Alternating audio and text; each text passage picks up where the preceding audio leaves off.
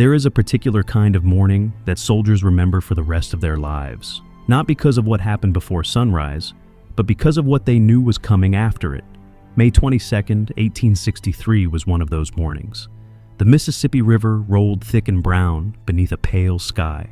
The air smelled of gunpowder residue and wet earth.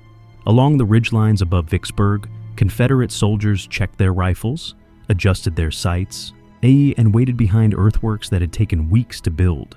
Below them, spread across miles of broken terrain, through gullies, across ravines, down timber-choked roads, the Union Army of the Tennessee was preparing to do something terrifying and simple. They were going to charge those walls, and at the center of all of it, calm, deliberate, chewing on a cigar, standing on a ridge and looking at a city he had been chasing for months, was Ulysses S. Grant. As Grant gave the order that morning in 4 words that disguised everything horrible behind them. Attack along the entire line. 3 corps commanders received that order. 3 different men, 3 completely different characters. And by sundown, after the smoke cleared, after the dead were counted, after the dispatches came in, Grant would know something about those 3 men that no interview, no letter of recommendation, no battlefield biography could have ever told him. He would know exactly who they were. This is that story. To understand what happened on May 22nd, you first have to understand how impossible it was that Grant was even there. In the spring of 1863, Vicksburg was considered impregnable. The city sat perched on high limestone bluffs above the Mississippi River, its guns commanding every approach from the water. Confederate President Jefferson Davis called it the nail that holds the South's 2 halves together. And he was right. Control Vicksburg. Control the river. Control the river. Split the Confederacy in 2. But getting to Vicksburg, that was the problem. The Union had been trying to crack this puzzle for over a year. Naval attacks, canal digging schemes, bayou expeditions through swampy Louisiana wilderness. Every approach failed. Every clever idea ran into the reality of Vicksburg's geography. The city sat too high. The water sat too wide. The mud sat too deep. Grant looked at all of this. The failed plans, the frustrated generals, the skeptical press, and decided to do something that military textbooks taught you never to do. He cut himself loose from his supply line. Think about what that actually means. In 1863, an army without a supply line was an army marching toward death. No food, no ammunition resupply, no medical stores, no guaranteed fallback. Every military school in Europe and America taught that a commander's first obligation was to protect his logistics chain. Napoleon had followed this rule. Wellington had followed this rule. Every general worth his rank followed this rule. Grant did not follow this rule. Instead, he marched his army down the west bank of the Mississippi, through Louisiana swamps that swallowed men whole, crossed at Bruinsburg on April 30th, and stepped onto Mississippi soil with 45,000 men and enough ammunition for a week of serious fighting. Then he moved fast. In the 2 weeks that followed, Grant fought 5 battles. Port Gibson, Raymond, Jackson, Champion Hill, Big Black River Bridge. He won all 5.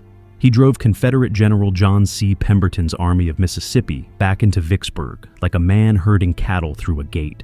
By May 18th, the gate was closed. Pemberton was trapped. 30,000 Confederate soldiers were locked inside a city with dwindling supplies, looking out at Grant's army that had seemingly appeared from nowhere. It was one of the most brilliant operational maneuvers in American military history. But there was still the problem of the walls. Grant was not a man who liked sieges. Sieges were slow. Sieges were expensive in time and morale. Sieges gave the enemy the chance to be resupplied or relieved. So, on May 19th, 3 days before the big assault, Grant ordered a probe, test the fortifications, find the weaknesses, see what happens when you push. What happened was unexpected. William T. Sherman's corps attacked from the north, advancing down a lumber road toward a fortification called the Stockade Redan. The terrain was punishing. Steep slopes, dense vegetation, Confederate rifle pits every 100 yards. Sherman's men should have been turned back quickly. They weren't. They kept advancing. They pressed uphill through concentrated fire, stumbling over terrain that seemed designed to kill them. And they got closer, measurably, significantly closer, to the stockade redan than any Union soldier had gotten before. When they were almost at the parapet, almost at the wall itself, then the Confederates rallied. More defenders flooded the position. The fire intensified. Sherman's men were driven back. The assault failed. But Grant had seen something important. Not just that Sherman's men were brave. He knew that. What he'd seen was that the fortifications had a vulnerable point. If 3 corps attacked simultaneously, coordinated, all at once, if the Confederates couldn't concentrate their reserves because they were being hit everywhere at the same time, one of those assaults might find the gap and go through it. Grant made his decision, May 22nd. All 3 corps, full assault. It was the right strategic logic. What he couldn't predict was how each of his 3 corps commanders would respond, not just with their tactics, but with their character. Before we watch what they did, we have to understand who they were. And William Tecumseh Sherman was Grant's oldest and most trusted friend in uniform, a red-headed, angular man with a personality like a live wire, constantly moving, constantly thinking, perpetually anxious. Sherman wrote letters the way other men breathed, in long torrents of feeling and opinion. He had written to his wife in April, expressing his deep skepticism about the entire Vicksburg campaign. My own opinion is that this whole plan of attack will fail. Must fail. This wasn't timidity. And Sherman was one of the most aggressive corps commanders in the Union Army, but he was also someone who felt the weight of every decision, who turned problems over and over in his mind, who couldn't hide his anxiety even when he wanted to. His soldiers loved him for it, actually. They knew he worried about them because he actually worried about them. But here's what had changed by May 22nd. Sherman had watched Grant's plan work. He had written off the crossing at Bruinsburg, and he had doubted the supply line gamble. He had feared Champion Hill. And every single time, Grant had been right. Every single time, the plan had worked. And on May 19th, Sherman's own men had nearly cracked the stockade redan. The skeptic was becoming a believer. James Birdseye McPherson was the opposite of Sherman in almost every visible way. Where Sherman was loud and expressive, McPherson was quiet and controlled. Where Sherman agonized publicly, McPherson simply executed. That he had graduated first in his class at West Point in 1853, a distinction that meant something in 1863, when West Point graduates ran half the armies on both sides. Grant trusted McPherson the way a master craftsman trusts a perfectly balanced tool. You don't wonder whether it'll work. You reach for it. McPherson wasn't cold. People who knew him described warmth and kindness in personal relationships. He was engaged to a woman in Ohio he would never live to marry, but in the professional arena, and on the battlefield, there was something almost mechanical about his reliability. Not in a mindless way. McPherson was brilliant, but in the way that the most skilled professionals make the hard things look easy, McPherson made competence look effortless. John A. McClernand was something else entirely. McClernand was a politician, a lawyer from Illinois, a war Democrat, a man with real charisma and genuine political skill who had leveraged that skill to obtain a general's commission without the military background to justify it. He had gone to President Lincoln personally, not a small thing, getting to Lincoln personally, and secured command of the Vicksburg expedition. Then Grant arrived. Grant was Grant's superior by rank and by Lincoln's confidence in him, and Grant reorganized the command structure. The campaign that McClernand had expected to lead independently became a campaign in which he commanded one corps of 3, answerable to a man he hadn't planned on being answerable to. McClernand resented this. Sherman despised McClernand openly, wrote scathing letters about his ambition, his untrustworthiness, his willingness to use political connections as a substitute for military competence. Grant was more reserved in his judgments, as he tolerated McClernand because firing him would mean fighting Lincoln, and fighting Lincoln cost political capital Grant needed for other things. But tolerated is not the same as trusted. And on May 22nd, these 3 very different men would go into battle in a way that would show Grant, conclusively, unmistakably, who each of them actually was. The sun rose red over Vicksburg on May 22nd. It always seems like the sun rises red on days that will be remembered badly. And Grant positioned himself on a ridge where he could observe all 3 sectors. This was deliberate. Grant liked to see. He had learned early in his career that the fog of war is thickest in your own imagination. and that watching with your own eyes, even imperfectly, gave you information no dispatch rider could match. At 10 a.m., all three corps moved forward. On the northern sector, Sherman's men advanced down the Graveyard Road toward the stockade Redan. Yet 3 days earlier, they'd nearly cracked it. Now, with everything at stake, they were trying again. What they found was a confederacy that had prepared for them. The last 3 days had not been idle ones inside Vicksburg. Defenders had strengthened positions, deepened ditches, cleared fields of fire. Sherman's men walked into terrain that seemed designed specifically to murder them. The gullies that cut across their path weren't just obstacles, they were death traps, channeling soldiers into narrow corridors where Confederate rifle fire could sweep entire companies in seconds. One brigade commander, watching his men fall around him in numbers he couldn't process, made the decision that Sherman hadn't ordered and couldn't anticipate. He told his men to stop advancing and take cover. It wasn't cowardice. It was a rational response to an irrational situation. But it meant the assault stalled. By midday, Sherman had suffered over 1,000 casualties. Dead men lay on the slopes below the stockade Redan. Wounded men called out from gullies. The fortification had not moved an inch. Sherman pulled his surviving forces back. In the center, McPherson's 17th Corps attacked along the Jackson Road toward the heart of the Confederate defensive line. The terrain here was, if anything, worse than Sherman's sector. A timber-choked road flanked by deep ravines with Confederate positions commanding every possible approach. Overlapping fields of fire creating kill zones that no amount of bravery could simply walk through. McPherson's men tried anyway. They went forward in the disciplined, professional way that McPherson's Corps was known for, maintaining formation under fire, officers leading from the front, each regiment following the one ahead into the storm. They took severe casualties. They did not break. They also did not break through. The fortifications were too strong. Yet the mathematics of attack versus defense in prepared positions were simply too unfavorable. McPherson ordered the assault halted and pulled his corps back to cover. Total casualties, approximately 500 men. Ground gained, none. And on the southern sector, the most complicated story of the day was unfolding. McClernand's 13th Corps attacked toward the railroad redoubt, a Confederate fortification protecting the southern approaches to the city. And now the terrain was difficult in the particular way that the Vicksburg landscape seemed inexhaustible in producing. Deep ravines, dense undergrowth, multiple Confederate gun positions that could cover each other in an interlocking network of fire. But then something happened that nobody had expected. 3 Union regiments, including the 22nd Iowa Infantry, and men from the farming towns of the Midwest who had never imagined they'd end up scaling fortification walls in Mississippi, reached the parapet of the railroad redoubt. They actually got there.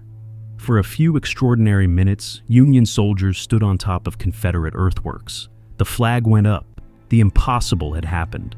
The breakthrough Grant had been searching for seemed to be materializing right in front of McClernand's eyes. The Confederates rallied. Reinforcements came up at the run, and the men who had reached the parapet found themselves massively outnumbered and unable to advance further into the fortification. The foothold evaporated under counterattack. But at 10:30 in the morning, before the counterattack had fully materialized, in the optimistic glow of those first extraordinary moments when the flag was still flying above the parapet, McClernand wrote a dispatch to Grant. It was this dispatch that would define the day. The message that rode back to Grant's position read something like this: "My men have planted the stars and stripes on the parapet of the railroad redoubt. I have taken the advance works. Send support immediately." Read those words carefully. I have taken the advance works. Not, my men briefly reached the parapet. Not, there's a possible opportunity in this sector. Not, I need help exploiting a fragile position that may not hold. Taken, present tense, done, secured. Nay, Grant stood on his ridge and read the dispatch. He looked toward McClernand's sector, and in his memoirs, written more than 20 years later, he chose his words carefully. I did not see the success he reported.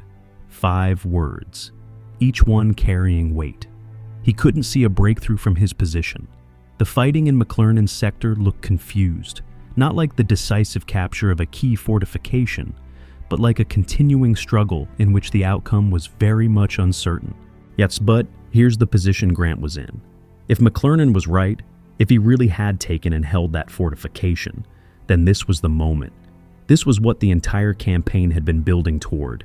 You don't hesitate when your enemy's wall finally has a hole in it. You pour everything you have through that hole before it closes. Grant could not afford to be wrong in the direction of caution. He ordered reinforcements to McClernand's sector. In Lawman's brigade from McPherson's corps, approximately 1,100 men, was redirected from its position and rushed south to exploit the reported breakthrough. Simultaneously, Grant ordered Sherman to renew his assault on the northern sector. If McClernand had genuinely broken through in the south, a simultaneous push in the north would divide Confederate attention and prevent reserves from shoring up the damaged position. More men advanced. More men went into the fire. 8 Lawman's brigade arrived in McClernand's sector and found what Grant had feared, not a breakthrough waiting to be exploited, but a battle already lost, a position already collapsed under Confederate counterattack. They weren't reinforcing success. They were attacking failure. In the brutal arithmetic of that assault, Lawman's brigade suffered 335 casualties, killed, wounded, captured, in a failed counterattack on a position that the Union Army was never going to take that day. As men from Iowa and Ohio and Indiana died in the ravines south of Vicksburg because a dispatch had said "taken" when the truth was briefly touched and immediately lost.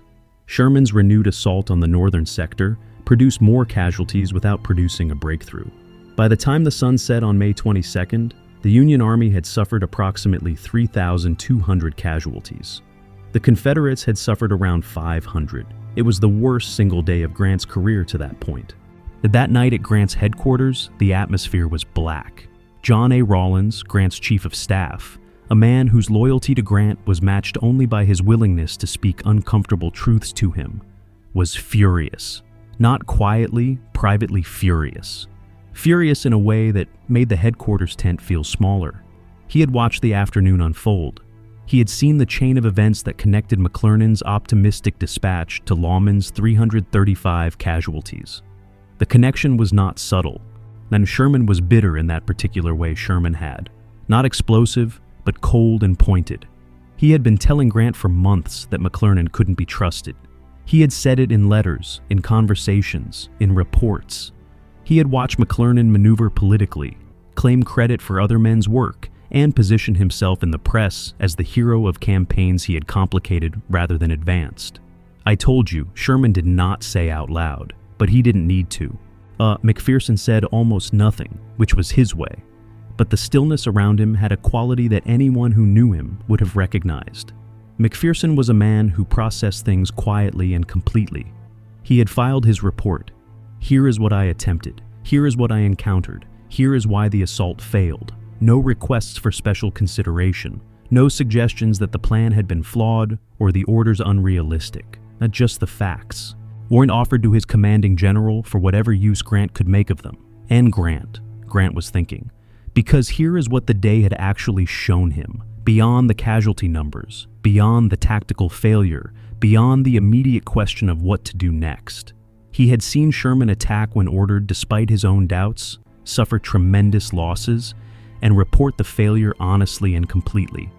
He had seen McPherson execute his orders with professional precision. They'd fail against impossible terrain and return to await the next instruction without drama or complaint. And he had seen McClernand send a report that used the word "taken" to describe a situation that was, at best, briefly touched. A report that had redirected Union reinforcements into a battle already lost and cost 335 additional men their lives or health. The day had not created Grant's understanding of these men. It had confirmed it. Grant did not act immediately. This is important. No, a lesser commander, a more emotionally reactive one, a commander more concerned with demonstrating his authority, might have acted within days of May 22nd, might have fired McClernand while the anger was still fresh. Grant waited. The siege of Vicksburg continued through May, through June, into the brutal heat of the Mississippi summer. Pemberton's garrison slowly starved. Supplies inside the city ran to nothing. Mule meat became a delicacy. Even civilian residents of Vicksburg dug caves into the bluffs to shelter from Union artillery. Children were born in those caves. People died in them. Grant watched his commanders through this period the way a jeweler examines a stone, not impatiently, but methodically, looking for the flaws that only sustained observation reveals. What he saw from Sherman was the completion of a transformation. The officer who had predicted the campaign would fail was now one of its most effective practitioners. And Sherman's engineering instincts, he had a gift for terrain and fortification work that went beyond his combat skills, were proving invaluable in the siege operations.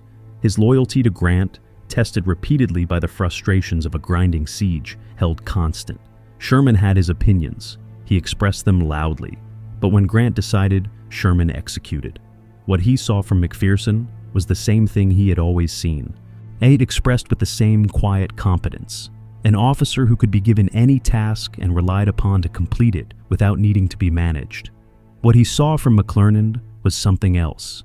In the weeks after May 22nd, McClernand began constructing a narrative. He understood that the assault had been a disaster, and he understood that questions about who bore responsibility for that disaster were circulating through the Army's officer corps. And so, he did what politicians do. He got ahead of the story. He wrote a report. In this report, McClernand's corps had done the hard fighting. His men had been the ones who'd actually reached the Confederate works, which was true. His men had performed heroically, which was also true. But the report went further. It suggested, through careful arrangement of facts and strategic omissions, that while his corps had heroically carried the battle, the other two corps had been comparatively inactive. That Sherman and McPherson's men had not, in this telling, done their fair share. This would have been a damaging internal document in any army, but McClernand did something that moved it beyond damaging into something Grant could not tolerate. He leaked it to the newspapers, without authorization, without clearing it through the chain of command. Without informing Grant that a document critical of two corps commanders and implicitly critical of the commanding general's decisions was being published in friendly newspapers back home. Grant received word of the leak from Sherman, who received word from a staff officer who had seen the newspaper. The dispatch that Sherman forwarded to Grant contained McClernand's report in full, printed for public consumption. As it complete with its self-serving characterizations and its barely concealed criticisms of Sherman and McPherson. Grant read it, and then he picked up a pen. On June 18, 1863, 27 days after the assault, Grant relieved John A. McClernand of command of the 13th Corps. The official reason was the unauthorized press leak. It was a genuine violation of military protocol. Officers are not permitted to publish official reports in the press without authorization. And it gave Grant a clean, it's defensible, politically safe reason for the dismissal. But the real reason had been accumulating since long before June 18th. The real reason had been accumulating through months of watching, through the October 1862 letters, through the political maneuvering, through the campaign disputes, and it had been confirmed definitively, irrevocably, on the afternoon of May 22nd, when the dispatch that said, "Taken," sent Lawman's brigade into a battle that was already lost. "Ain't not fit for independent command." Those are the words Grant would use in his memoirs, written decades later when all the men involved were either dead or diminished, when there was no political advantage to gain by softening the judgment. Not fit for independent command. Not because McClernand was a coward, not because he was stupid, but because he could not be trusted to tell the truth about his own battlefield to his commanding general. And in the architecture of command. That is a fatal flaw. McClernand protested loudly. He wrote to Lincoln, to the War Department, to sympathetic newspaper editors. He argued that military jealousy had motivated Grant, that he had been a scapegoat for a failed campaign he had actually led to its greatest moments of near success. Lincoln, who had protected McClernand's position for over a year against Grant's evident doubts, now faced a choice between his political ally and his winning general. Lincoln chose Grant. But McClernand drifted through the rest of the war in secondary roles, never again commanding at a level that would put him in a position to do the kind of damage he had done on May 22nd. History remembers him as a footnote. Grant's memoirs remember him with 5 cold words. Vicksburg surrendered on July 4th, 1863. Pemberton's 30,000 men, starved, exhausted, their ammunition long since gone, walked out of the city and stacked their rifles. The Mississippi River was open, the Confederacy was split, and the nail that held it together had been pulled out. Grant was promoted, And when he rose, he brought the men he trusted. Sherman would command the military division of the Mississippi. He would take Atlanta in September 1864, burning through Confederate resistance with the same aggressive intelligence he'd shown at Vicksburg. He would march through Georgia to the sea, cutting a swath through the Confederacy's heartland that demonstrated how thoroughly he had internalized Grant's strategic vision. The anxious doubter who had written that the whole plan must fail had become the most effective offensive commander of the war's second half. The transformation had begun at Vicksburg, where Sherman had watched Grant's gambles turn into victories until he could not doubt them anymore. McPherson was given command of the Army of the Tennessee, the same army Grant had built from the ground up and trusted with his most important operations. In the Atlanta campaign of 1864, commanding 25,000 men across some of the most complicated terrain of the war, McPherson proved everything Grant had believed about him: calm under pressure, precise in execution, reliable in the most absolute sense of the word.